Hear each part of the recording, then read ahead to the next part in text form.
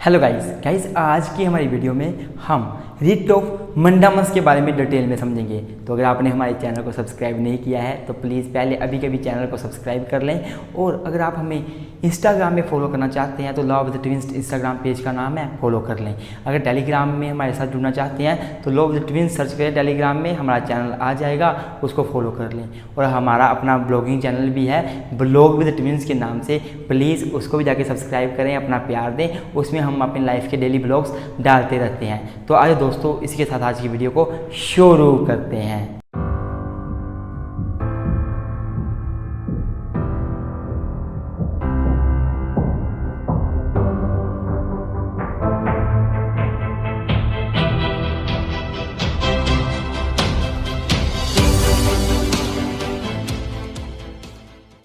हाँ जी तो गाइस अगर मैं रिट ऑफ मंडामस की बात करूं तो मैं शुरू करूंगा मीनिंग से, क्योंकि इसकी इंट्रोडक्शन सेम टू सेम वही रहेगी जो मैंने रिट ऑफ हैबस कार्पस में बताई थी, जो मैंने रिट का जब मेन क्वेश्चन मैंने डिस्कस किया था डिटेल में उसमें बताई थी।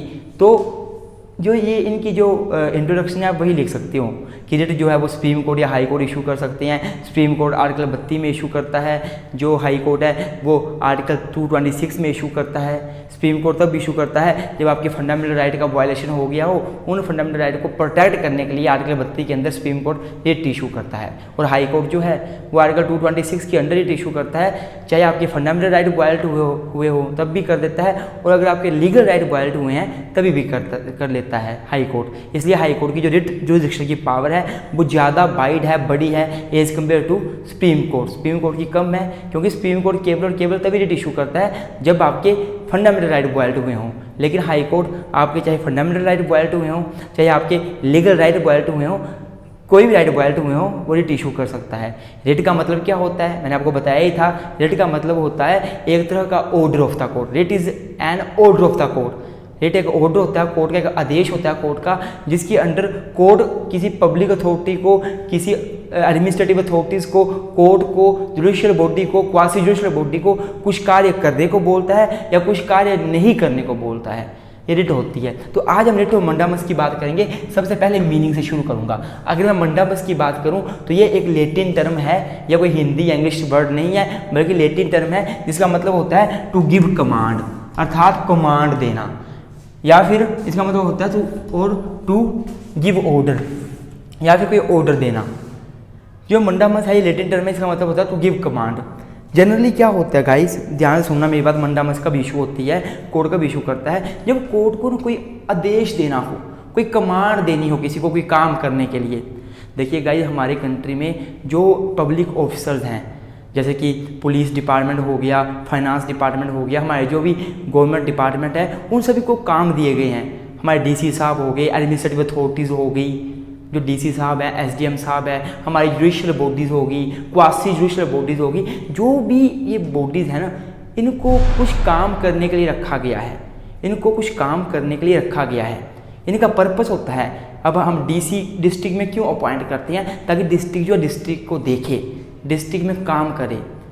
तो जब ये जो अथॉरिटीज़ होती हैं ना, ये अपना काम नहीं करती, जो इनको काम दिया गया हो उस काम को करने से बचती हैं, वो काम नहीं करती, उस केस में कोर्ट जो है रिट ऑफ मंडामस इशू करता है उन अथॉरिटीज़ के अगेंस्ट, और उनको बोलता है कि अपना काम करो, to do your job, to do your work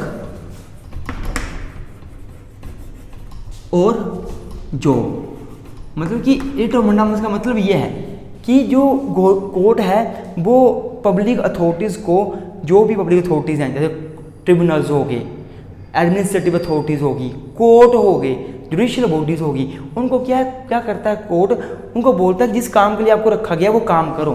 जैसे पुलिस है, पुलिस का काम क्या है, कोई गुनाह होता है तो एफआईआर लॉन्च करनी है, किसी को अरेस्ट करना है, पुलिस अपना काम ही नहीं कर रही है, तो कोर्ट में रिट इशू करवाई जा सकती है, जिसके अंडर कोर्ट पुलिस वालों को बोल सकता है कि आप एफआईआर लॉन्च करो, आपको करनी पड़ेगी, आप अपना काम करो, जिस काम के लिए रखा गया वो काम करो।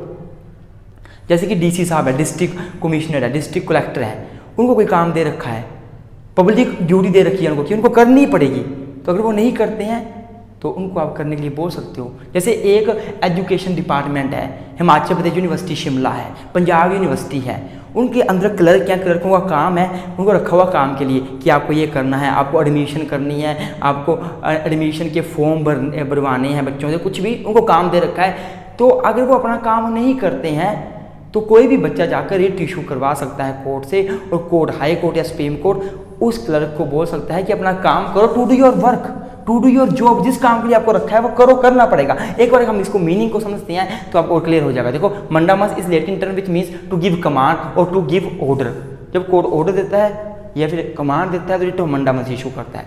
मंडामस is command which is issued by the court to an authority asking it to perform the public duty.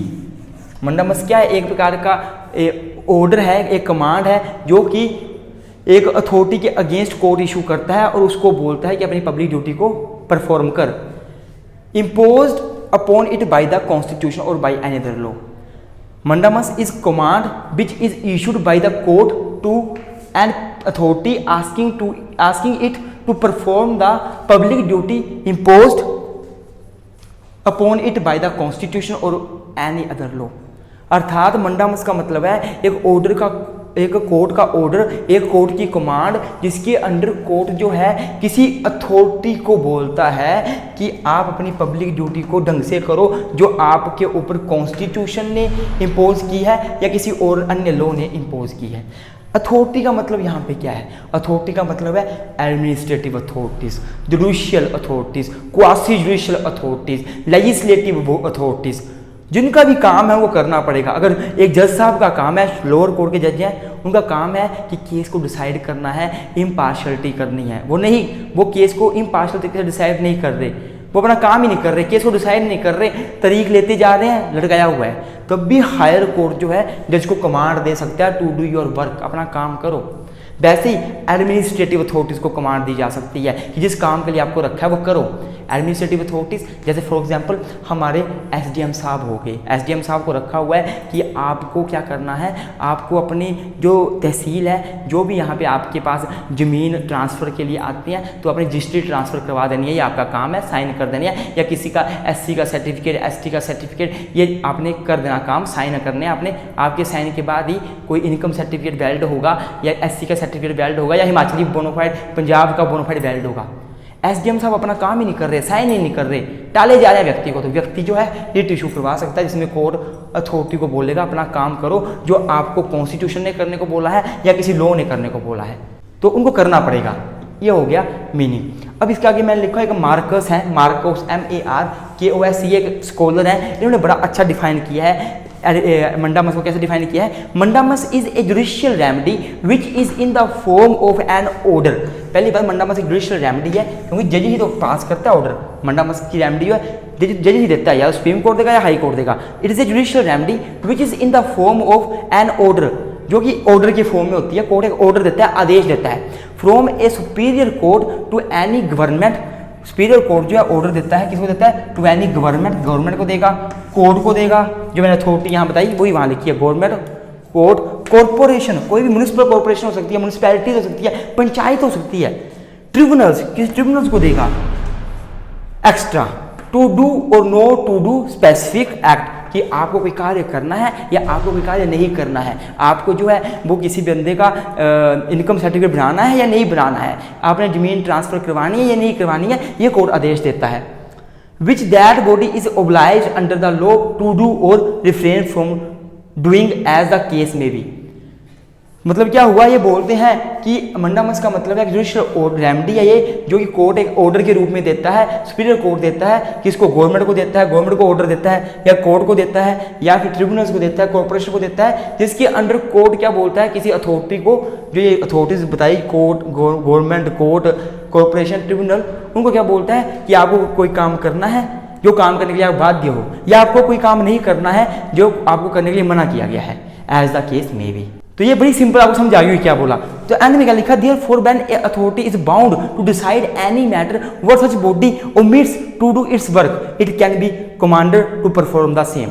अगर कोई अथॉरिटी है, उसको कोई काम करना है, कोई मैटर डिसाइड करना है, और वो अथॉरिटी वो मैटर डिसाइड नहीं कर रही, काम नहीं कर रही, अपना वर्क नहीं कर रही, जिसके लिए उसको रखा गया है वो काम नहीं कर रही, अपनी जॉब को ध्यान से नहीं कर रही, अपने वर्क को ढंग से नहीं कर रही, तो सुपीरियर कोर्ट, हाई कोर्ट या सुप्रीम कोर्ट जो है वो रिट इशू कर सकता है, रिट ऑफ मंडामस, और बोल सकती है कि अपना काम ढंग से करो। ये हो गया मीनिंग। अब हम बात करेंगे कि मंडामस हम कब इशू कर सकते हैं, कंडीशंस क्या मंडामस को इशू करवाने की या इशू करने की। हाँ जी गाइस, तो गाइस अब हम कंडीशन डिस्कस करेंगे कि किन कंडीशंस में रिट ऑफ मंडामस इशू हो सकती है और एक व्यक्ति कोर्ट को रिट ऑफ मंडामस इशू करने के लिए बोल सकता है।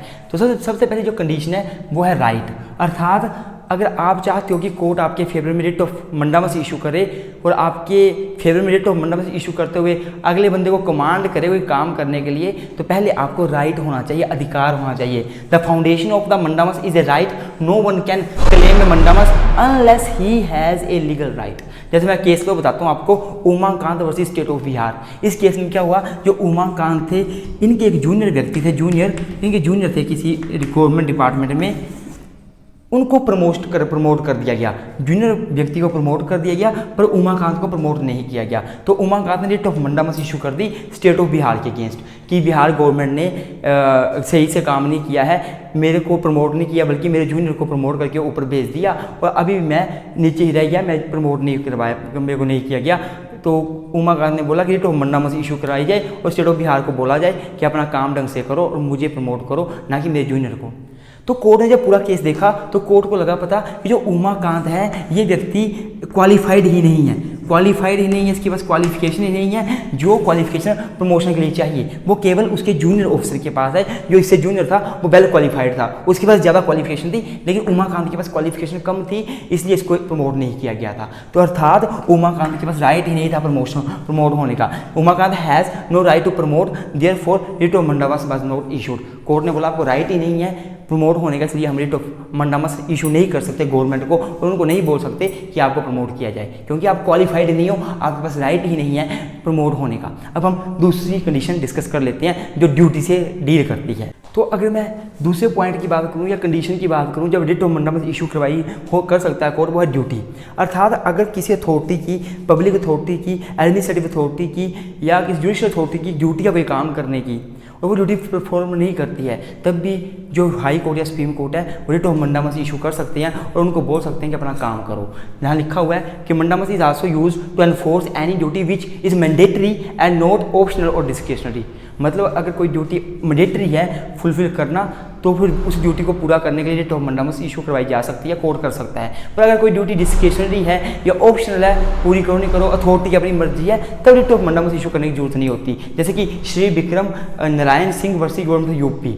इस केस में क्या हुआ, जो डीसी द डिस्ट्रिक्ट कमिश्नर थे उनकी एक ड्यूटी थी जो कि उनको लॉ ने बोल रखी थी, उनकी एक लीगल ड्यूटी थी कि उनको जो वहाँ के बूढ़े लोग थे, लोकल लोग, एरिया के बूढ़े लोग थे, उनको पेंशन देनी थी। उनकी ड्यूटी थी कि उनको पेंशन लगवानी है, पेंशन देनी है। लेकिन जो डीसी साहब थे उन्होंने किसी भी बूढ़े इंसान को कोई भी पेंशन नहीं लगवाई, तो उनकी ड्यूटी थी, इनके ऊपर ड्यूटी इम्पोज की थी लॉ ने, और वो मैंडेटरी ड्यूटी थी कि आपको पेंशन देनी है। आपके अपने एरिया के जो बूढ़े लोग हैं उनको उनका नाम दो, उनको हम पेंशन देंगे। पर इन्होंने अपनी ड्यूटी को फुलफिल नहीं किया, तो इनके अगेंस्ट केस फाइल कर दिया कोर्ट में और कोर्ट ने रिट ऑफ मंडामस इशू कर दी इनके अगेंस्ट और बोला कि आपको जो ड्यूटी आपके ऊपर इम्पोज की गई है कि आपको सारे बूढ़े व्यक्तियों के नाम देकर देना है गवर्नमेंट को ताकि वो पेंशन दे, तो आपको करना पड़ेगा। अगर आप नहीं करते हो तो आप अपनी ड्यूटी का ब्रीच कर रहे हो, लीगल ड्यूटी को तोड़ रहे हो।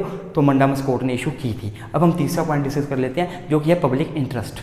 अगर मैं तीसरे पॉइंट की बात करूँ दोस्तों, जो कि है पब्लिक इंटरेस्ट को लेके, अर्थात अगर पब्लिक इंटरेस्ट को प्रोटेक्ट करना हो तब भी कोर्ट जो है वो रिट ऑफ मंडामस इशू कर सकता है। पुराने समय में क्या होता था, केवल कोर्ट तब रिट ऑफ मंडामस इशू करता था जब किसी व्यक्ति के फंडामेंटल राइट का वायलेशन हुआ हो। जिसका किसी व्यक्ति का हुआ है वो कोर्ट में गया तो कोर्ट जो है fundamental writ of mandamus issue कर देता था। लेकिन आज के टाइम पे क्या है, कोर्ट पब्लिक इंटरेस्ट को देखते हुए किसी भी व्यक्ति के बोलने में रिट इशू कर सकता है मंडामस की।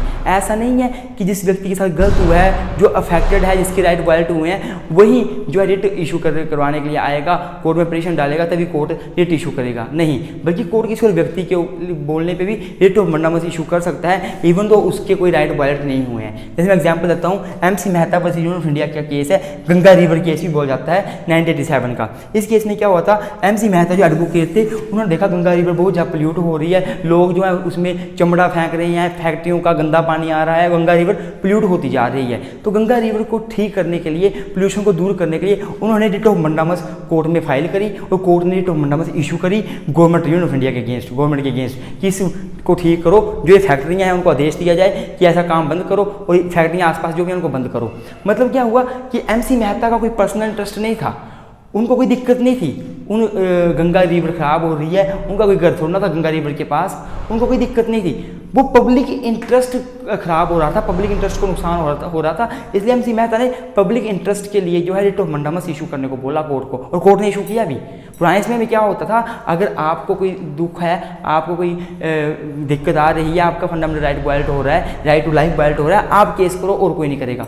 लेकिन इस केस में कोर्ट ने क्या किया, पब्लिक इंटरेस्ट देखा कि पब्लिक इंटरेस्ट, हाँ यार पब्लिक इंटरेस्ट को दिक्कत आ रही है, चाहे MC मेहता को ना आ रही हो तो बाकी लोगों को, आसपास के लोगों को दिक्कत आ रही है, तो कोर्ट ने क्या किया, रिट ऑफ मंडामस इशू कर दी। तो MC Mehta versus union of India case हमने याद रखना है। अब हम इसके आगे चौथा पॉइंट डिस्कस कर लेते हैं। हाँ जी गाइस, तो गाइस जो अगली कंडीशन है रिट ऑफ मंडामस इशू की करने की जो कंडीशन है, तो इसका पॉइंट है पब्लिक ड्यूटी और एक है प्राइवेट ड्यूटी।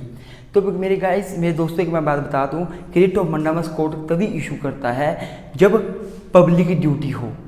अगर किसी व्यक्ति की प्राइवेट ड्यूटी है कोई कार्य करने की, किसी कॉरपोरेशन की प्राइवेट ड्यूटी है कोई कार्य करने की, तब रिट ऑफ मंडामस कभी इशू नहीं होती, अर्थात पब्लिक ड्यूटी के केस में रिट ऑफ मंडामस इशू होती है। पब्लिक ड्यूटी का मतलब क्या होता है, ऐसी ड्यूटी जो कि लॉ क्रिएट करता है, कॉन्स्टिट्यूशन क्रिएट करता है, duty which is created by any provision of the constitution और एनी अदर लॉ। जब ड्यूटी आपको लॉ इम्पोज कर रहा है वो है पब्लिक ड्यूटी। अगर पब्लिक ड्यूटी आपका काम करना, अगर किसी भी अथॉरिटी की पब्लिक ड्यूटी या कोई कार्य करना तो उसको करना ही पड़ेगा, अगर वो नहीं करता है तो court writ of mandamus issue कर सकता है। जैसे कि Gujarat state financial corporation versus lotus hotel, बड़ा लैंडमार्क केस है, वेरी वेरी इंपॉर्टेंट, लिख लो, नेट टू जुडिशरी एग्जाम में पूछा जाता है। इस केस में क्या हुआ था, इस केस में कोर्ट ने बोला कि जो गुजरात स्टेट फाइनेंशियल कॉर्पोरेशन है, इनकी एक पब्लिक ड्यूटी है लोन देने की लोटस होटल को, और देना पड़ेगा। हुआ क्या था कि लोटस होटल और इनके बीच एक कॉन्ट्रैक्ट हुआ, एग्रीमेंट हुआ, जिसके अंदर इन्होंने बोला, ये फाइनेंशियल इंस्टीट्यूशन था, इन्होंने बोला कि हम आपको लोन देंगे, और बाद में लोन देने से मना कर दिया। तो कोर्ट में उन्होंने लोटस होटल वालों ने रिट इशू करवा दी, कोर्ट में डाल दी रिट कि इनको आदेश दिया जाए कि अपना काम करो, जिस काम के लिए उन्होंने बोला था। मंडामस की रिट इशू करवा दी, मंडामस नेचर की। तो कोर्ट ने बोला हाँ ये पब्लिक ड्यूटी है, इनकी करना पड़ेगा। वैसे ही पब्लिक ड्यूटी की बात करूँ मैं, तो पब्लिक ड्यूटी का मतलब होता है duty which is created by the contract, it is of private nature. मतलब जब दो पार्टीज आपस में कॉन्ट्रैक्ट करके कोई ड्यूटी बनाती हैं जो प्राइवेट नेचर की होती है, पर्सनल कॉन्ट्रैक्ट से ड्यूटी बनती है, तो उसे बोलते हैं प्राइवेट ड्यूटी। और प्राइवेट ड्यूटी के केस में ना कभी भी जो है court writ of mandamus issue नहीं करता अगर प्राइवेट ड्यूटी है तो। जैसे कि आई कॉमर वर्सेस स्टेट ऑफ मद्रास के केस में हुआ था। इस केस में कोर्ट ने क्या बोला था, आप सुन लो खुद ही क्या बोला था। In this case the writ of mandamus was refuse to direct the government to fulfil the obligation arising out of the contract. Court ने बोला कि जो प्राइवेट कॉन्ट्रैक्ट होते हैं, आपस में पार्टीज कॉन्ट्रैक्ट कर रही हैं, उनसे उनकी आपस में ड्यूटी अराइज हो रही हैं, तो उसको रिट ऑफ मंडामस इशू करवा के नहीं मतलब करने को बोला जा सकता। प्राइवेट ड्यूटी के केस में रिट ऑफ मंडामस इशू नहीं होती है, ये बात आपने याद रखनी है। ये तो आपकी हमारी होगी कंडीशंस। अब हम करेंगे ग्राउंड्स कि किन ग्राउंड्स पे writ of mandamus issue court करता है।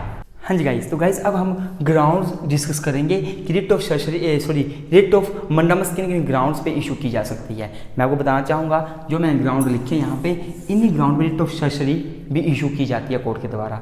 तो अगर मैं बात करूँ ग्राउंड्स की, तो सबसे पहला ग्राउंड है एरर ऑफ जुरिसडिक्शन। जो एरर ऑफ जुरिसडिक्शन है, इसी के अंडर इसके दो पार्ट हैं, एक तो है लैक ऑफ जुरिसडिक्शन और दूसरा क्या है, ये वाला मैंने यहाँ पे गलत लिख दिया है, एक के बाद यहाँ पे ए आएगा, यहाँ पे बी आएगा, यहाँ पे 2 आएगा, यहाँ पे 3 आएगा, है ना। तो एरर ऑफ जुरिसडिक्शन जो है इसके अंदर दो प्रकार के आते हैं, lack of jurisdiction and excess of jurisdiction. अगर मैं एरर ऑफ जुरिसडिक्शन की बात करूं तो नाम से चल रहा पता नाम से चल रहा है आपको पता, एरर ऑफ जुरिसडिक्शन के मामले में एरर हो जाना, गलती हो जाना। जब किसी भी अथॉरिटी कौन सी, judicial authority, quasi judicial authority, administrative authority, वो अपनी जुरिसडिक्शन के मामले में कोई एरर कर दे, वो एरर कैसे करेगी, या तो वो लैक ऑफ जुरिसडिक्शन में काम करेगी या फिर वो एक्सेस ऑफ जुरिसडिक्शन में काम करेगी। उसकी जुरिसडिक्शन जो है उसके लैक में काम करेगी या एक्सेस में काम करेगी, तो माना जाएगा उसने एरर ऑफ जुरिसडिक्शन किया है। और अगर अथॉरिटी ने एरर ऑफ जुरिसडिक्शन किया है तो जो सुप्रीम कोर्ट या हाई कोर्ट है वो रिट ऑफ मंडामस इशू कर सकते हैं। मैं आपको पढ़ के सुनाता हूँ, बड़ा इजी है। अगर बात की जाए एरर ऑफ जुरिसडिक्शन की, it refers to such situation where the authority acts without jurisdiction in excess of jurisdiction और fails to exercising of jurisdiction vested in it by law. Error of jurisdiction मतलब क्या है, जब authority बिना jurisdiction के काम करती है या फिर उसके पास जुरिसडिक्शन है पर उस जुरिसडिक्शन को परफॉर्म ही नहीं करती, फेल हो जाती है उसको काम करने के लिए, वो होता है एरर ऑफ जुरिसडिक्शन। तो ये दो प्रकार की होती है। पहला है लैक ऑफ जुरिसडिक्शन। तो लैक ऑफ जुरिसडिक्शन मतलब क्या होता है, where the authority has no jurisdiction to take action, it is a case of lack of jurisdiction.